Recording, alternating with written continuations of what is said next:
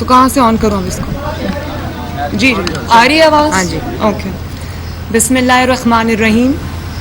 آپ نے بڑا پرٹیننٹ سوال پوچھا اور آئی تھنک فل کورٹ کا مطالبہ اس لیے ریجیکٹ ہوا کیونکہ اس قسم کا یک طرفہ ناانصافی پر مبنی فیصلہ آنا تھا.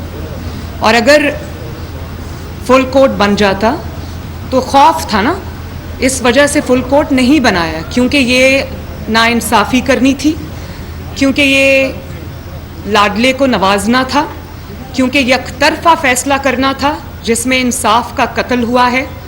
تو ظاہر ہے فل کورٹ میں تو بہت معزز جج صاحبان شامل ہیں جو آنیسٹ ہیں، جن کی شہرت داغدار نہیں ہے، تو ان کی موجودگی میں اس قسم کا فیصلہ کرنا وہ مشکل تو نہیں، میں کہوں گی ناممکن ہو جاتا. اس لیے فل کورٹ نہیں بنا. اور اگر نیت میں کوئی خرابی نہ ہوتی، اگر آپ نے یہ ناانصافی نہ کرنی ہوتی تو آپ کو کوئی آر نہیں تھا. کہتے جی فل کورٹ بنائیں، بیٹھیں، چیلنج کریں. لیکن دیکھیں جب آپ نے چند ہفتے پہلے ایک بالکل فرق فیصلہ دیا اور اس فیصلے میں جو آپ نے پرسوں دیا ہے اس میں آپ نے اپنے پچھلے فیصلے کو خود ہی اڑا کے رکھ دیا، تو ایسی چیز کا جو وہ فل کورٹ تو یہ نہ کرتا. تو ظاہر ہے پھر فل کورٹ تو نہیں بنایا، اسی لیے انکار ہو گیا. مجھے پورا یقین تھا، ہمارے کئی ساتھیوں نے کہا کہ فل کورٹ بنے گا، میں نے ان کو کہا کہ فل کورٹ نہیں بنے گا. فل کورٹ تب بنتا جب انصاف ہوتا اور اس پہ اسٹیمپ لگ جاتی. یہ فیصلہ کرنا تھا تو فل کورٹ نہیں بنا. اب فیصلے کی طرف آ جائیں، مجھے اس پہ بھی بات کرنی ہے. دیکھیں فیصلے میں لکھا، میں ایک ایکسرپٹ پڑھ کے سناتی ہوں قوم کو. Thirdly, if a judge has unconsciously followed an incorrect view of law, he has, by conscious application of mind, the freedom to adopt the correct view of law subsequently. یعنی کہ اگر انجانے میں جج صاحب سے، کسی جج صاحب سے کوئی غلطی ہو گئی ہے تو اس کے بعد اس کو یہ موقع ملنا چاہیے کہ وہ اپنی غلطی کو، اس کی تصحیح کرے اور کریکٹ ویو لے لا کا. اب یہ بتائیں کہ غلطی اگر کی تو وہ بھی لاڈلے کے حق میں، اس کی تصحیح کی تو بھی لاڈلے کے حق میں. یہ کیسی تصحیح ہے بھائی، اور وہ کیسی غلطی تھی؟ اور پھر آپ یہ دیکھیں ہمارے 25 ممبران بھی عمران کی جھولی میں اور چودھری شجاعت حسین صاحب کے 10 ممبران بھی عمران کی جھولی میں. یہ ہے غلطی اور یہ ہے اس غلطی کی تصحیح.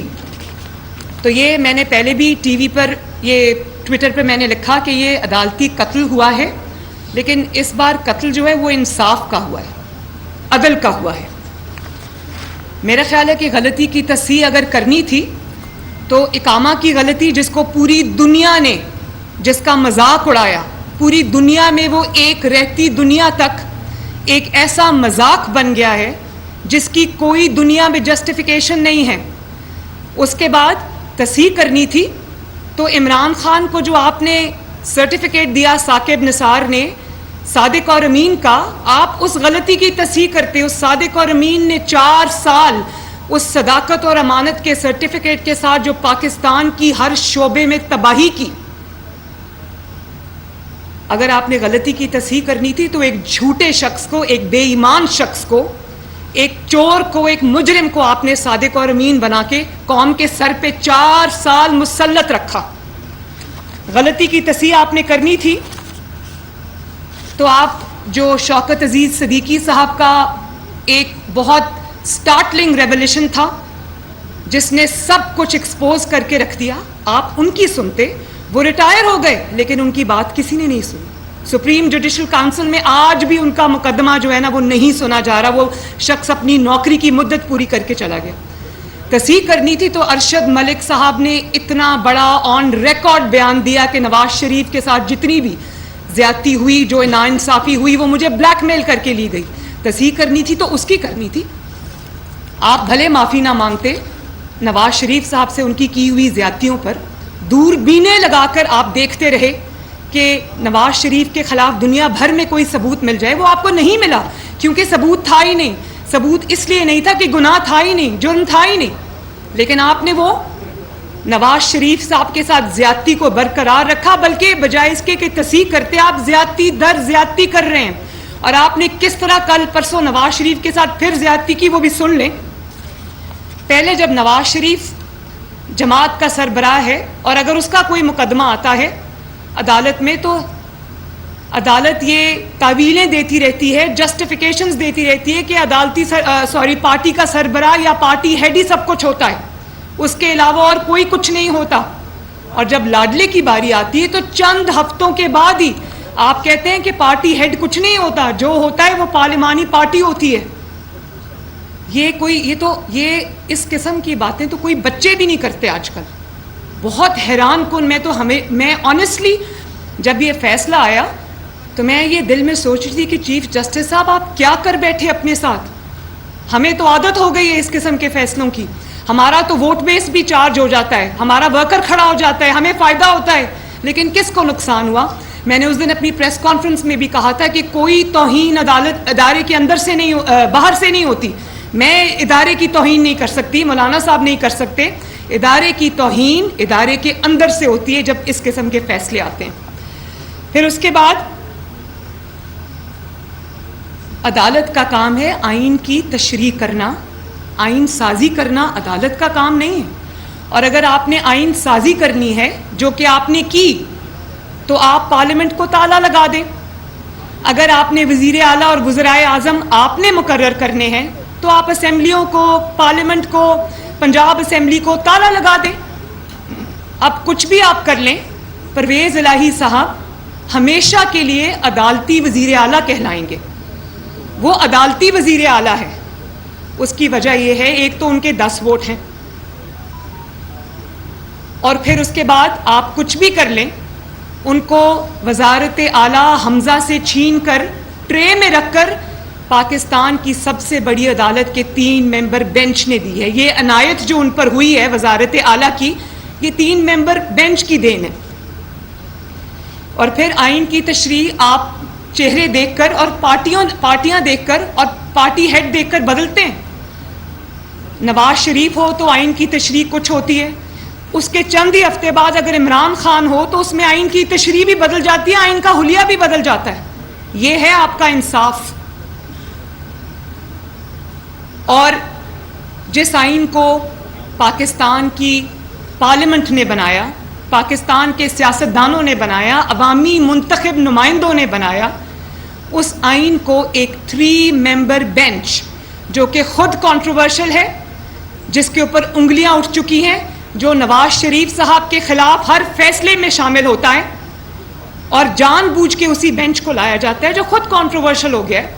آپ اس بینچ کے ذریعے آپ پاکستان کے آئین کو عدالت سے اٹھا کر باہر پھینک دیتے ہیں، اس آئین کی آپ دھجیاں اڑا دیتے. تو اگر آپ یہ سمجھیں گے کہ اس قسم کے فیصلے ہم سر جھکا کر قبول کر لیں گے تو ایسا نہیں ہوگا. ہم اس آئین کے رکھوالے ہیں. اگر تالا لگانا ہے تو لگائیں پھر پارلیمنٹ کو. اور پھر ڈیپٹی اسپیکر اگر مسلم لیگ نون کا ہو تو وہ ڈیپٹی اسپیکر کو عدالت میں کٹہرے میں بلا کر کھڑا بھی کیا جائے گا، اس کی رولنگ بھی غلط قرار دے دی جائے گی. لیکن ڈیپٹی اسپیکر اگر عمران خان صاحب کا ہو تو عدالت اس کو بالکل نہیں بلائے گی، بلکہ عدالت قاسم سوری کو جال سازی کرنے کے اوپر 2.5 سال سے سپریم کورٹ آف پاکستان نے اسٹے دیا ہوا ہے. یہ ہے تفریق، یہ ہے ڈسکرمنیشن، یہ ہے عدالتی جس کو کہتے ہیں نا انصافی.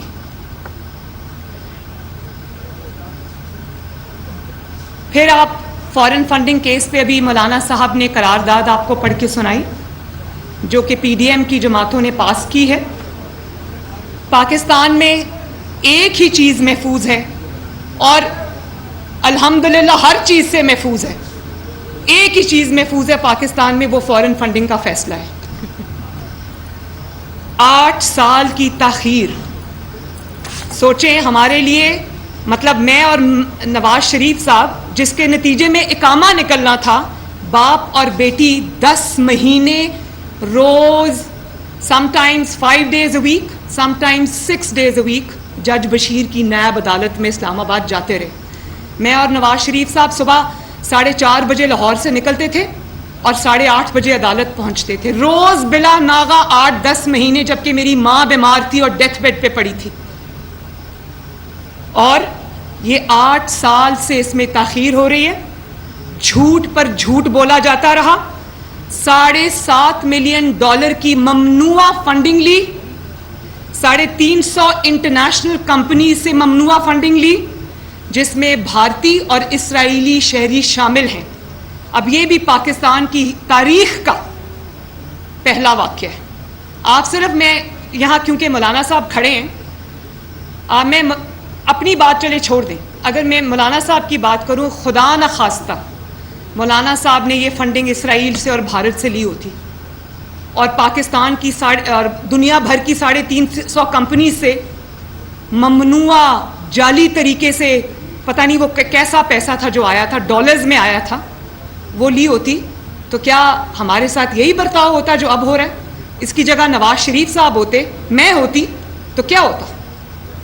وہ ایسا سلوک ہوتا کہ سوچ کے انسان کے رونگٹے کھڑے ہو جائیں. ابھی اقامہ تھا تو آج تک سزا پہ سزا, آج تک اقامے پر الیکٹڈ پرائم منسٹر کو نکال دیا اور پھر وہاں پر دل کو تسلی نہیں ہوئی, ان کی پریزیڈنٹ شپ پارٹی کی بھی چھین لی, کیونکہ اس وقت پارٹی صدارت ہی سب کچھ ہوا کرتی تھی. اب تو سنا ہے کہ پارلیمانی پارٹی معتبر ہو گئی ہے.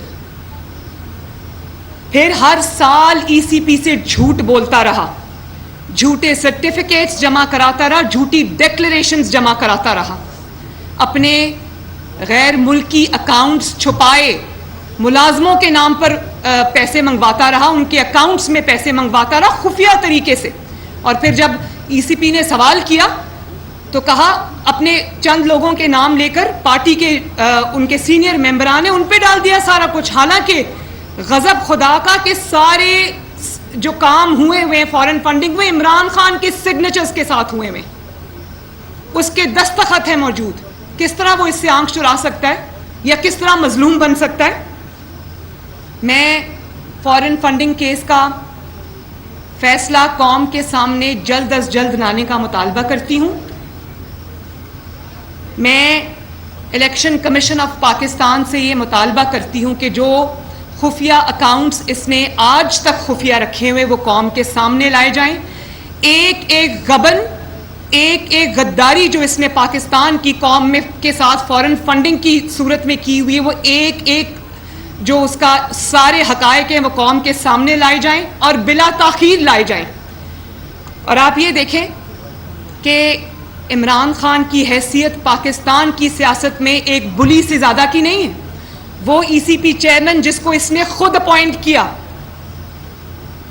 یہ جو کیا نام ہے ای سی پی چیئرمین کا, سکندر سلطان راجہ صاحب, وہ عمران خان کے اپنے اپوائنٹڈ ہیں اور پہلے ان کی دن رات تعریفیں ہوا کرتی تھیں.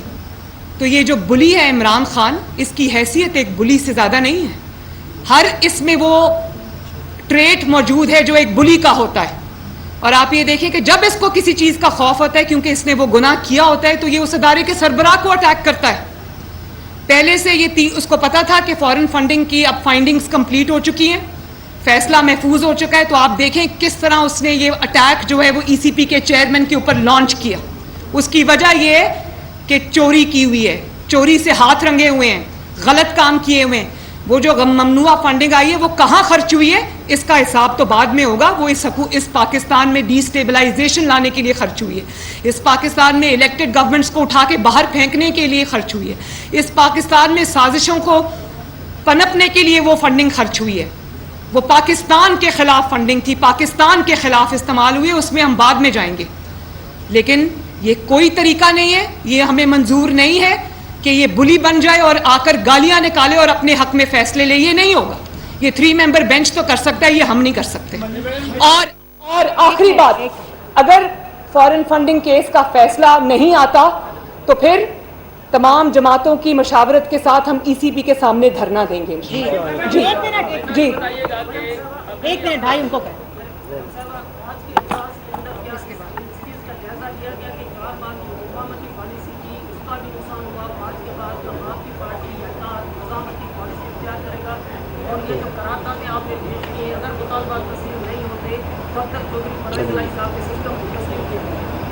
دیکھیں میں نے ابھی کہہ دیا کہ چودھری پرویز الہی کی حیثیت ایک عدالتی وزیر اعلیٰ سے بڑھ کے کچھ بھی نہیں ہے، اور 10 ممبرز کا کوئی خاص نہیں ہوتا. 10 ممبرز ادھر جاتے ہیں تو ادھر بھی آ سکتے ہیں. اگر ایسی ہی پالیٹکس کرنی ہے تو وہ ہمیں انشاءاللہ تعالیٰ زیادہ بہتر آتی ہے. لیکن جو آپ نے مفاہمتی اور مزاحمتی کی بات کی وہ ذرا سن لیں کہ اگر آپ کے ساتھ ظلم ہوگا، اگر آپ کے ساتھ زیادتی ہوگی، اگر آپ کو لیول پلینگ فیلڈ نہیں ملے گی، اگر قومی ادارے عمران خان کے لیے اداروں کے وقار کو سٹیک پہ لگائیں گے بلکہ قربان کریں گے، تو ہمارا فرض ہے اس کے لیے مزاحمت کریں.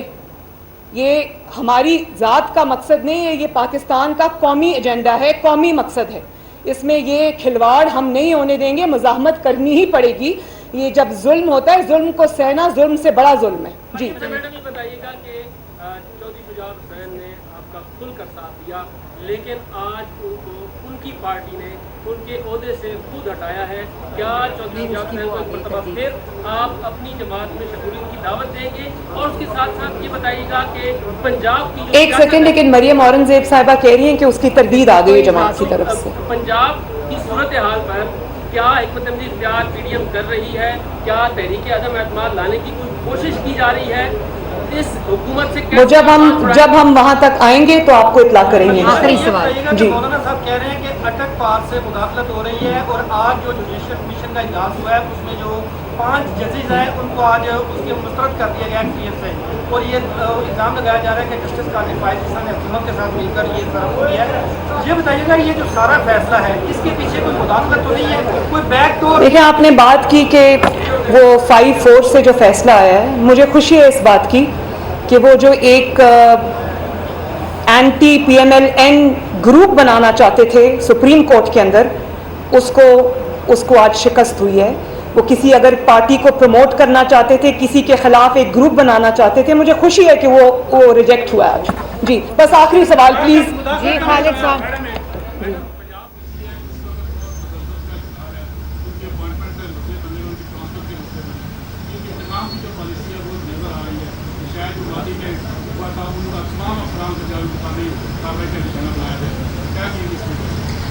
دیکھیں، یہ اتنا آسان کام نہیں ہے کہ اٹھا کے نشانہ بنا دینا. ہم لوگ ہیں ابھی، اور یہ جو حکومت عدالت کی وجہ سے وزیر اعلیٰ جو عدالت کے یہ بنے ہیں، تو یہ انشاءاللہ تعالی عوام کی قوت سے یہ ان کا ٹھہرنا مشکل ہو جائے گا. بہت بہت شکریہ. Thank you. P D M رہنماؤں کی ملاقات کے بعد news conference Muslim League Noon کی نائب صدر مریم نواز نے کہا کہ فل کورٹ کا مطالبہ اس لیے مسترد ہوا کہ یک طرفہ فیصلہ آنا تھا.